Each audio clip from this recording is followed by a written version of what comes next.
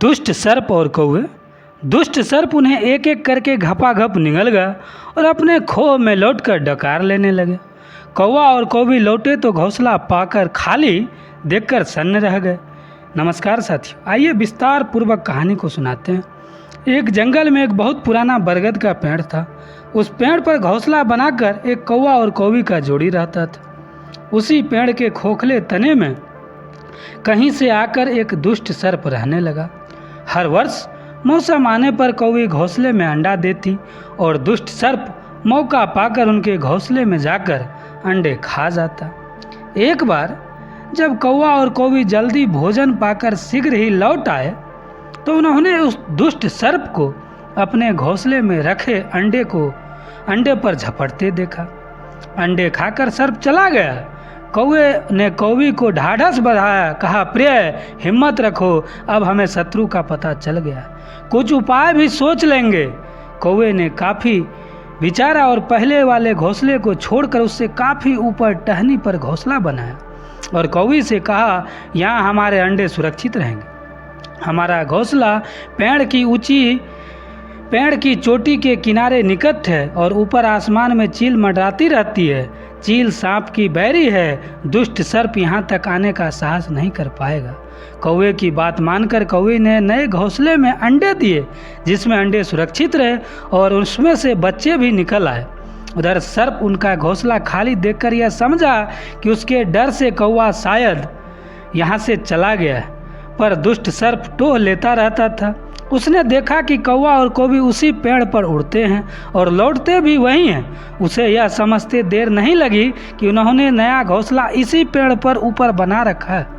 एक दिन सर्प खोह से निकला, उसने कौवे का नया घोंसला खोज निकाला।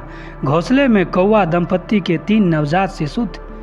दुष्ट सर्प उन्हें एक एक करके घपाघप फिर निगल गया और अपने खोह में लौटकर डकार लेने लगा। कौवा और कौवी लौटते तो घोंसला खाली पाकर सन्न रह गए। घोंसले में टूटी व फूटी नन्हे कौवे के कोमल पंख बिखरे देखकर वह सारा माजरा समझ गए।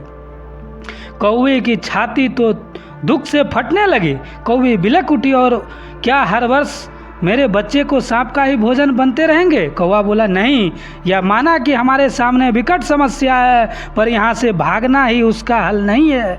विपत्ति के समय ही मित्र काम आते हैं, हमें लोमड़ी से सलाह लेनी चाहिए। दोनों तुरंत लोमड़ी के पास गए। लोमड़ी ने अपने मित्र को दुख भरी कहानी सुनाई। उसने कौवा तथा कौवे के आंसू पोंछे।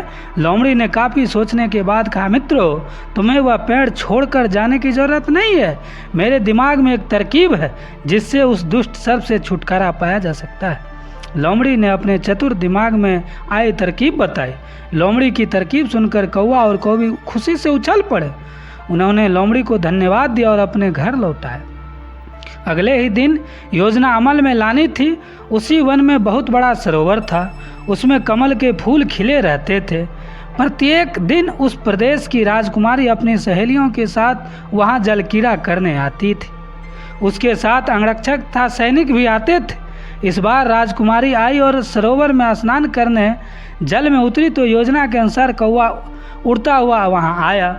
उसने सरोवर तट पर राजकुमारी तथा उनकी सहेलियों द्वारा उतार कर रखे गए कपड़े और आभूषणों पर नजर डाली। कपड़े के ऊपर राजकुमारी का प्रिय हीरे और मोतियों का विलक्षण हार रखा था। कौवी ने राजकुमारी तथा सहेलियों का ध्यान अपनी ओर आकर्षित करने के लिए काँव काँव का शोर मचाया। जब सबकी नज़र उसकी ओर घूमी तो कौवा राजकुमारी का हार चोंच में दबाकर उड़ गया। सभी सहेलियां चीखी, देखो देखो, वह राजकुमारी का हार लेकर जा रहा है।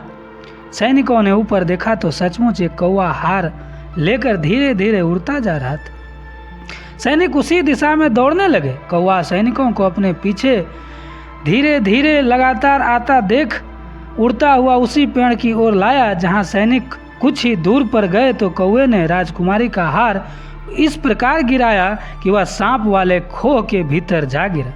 सैनिक ने दौड़कर खोह के पास पहुंचे। उनके सरदार ने खोह के भीतर झांका। उसने वहां हार और उसके पास में ही एक काले सर्प को कुंडली मारे देखा। वह चिल्लाया, पीछे हटो, अंदर एक नाग है। सरदार ने खो के भीतर भाला मारा। सर्प घायल हुआ और फुफकारता हुआ बाहर निकला।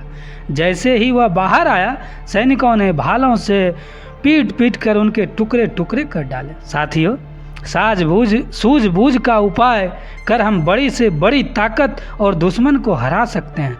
बुद्धि का प्रयोग करके हर संकट का हल निकाला जा सकता है। अगर कहानी अच्छी लगी हो तो चैनल को सब्सक्राइब कर लीजिए। आपका बहुत बहुत आभार।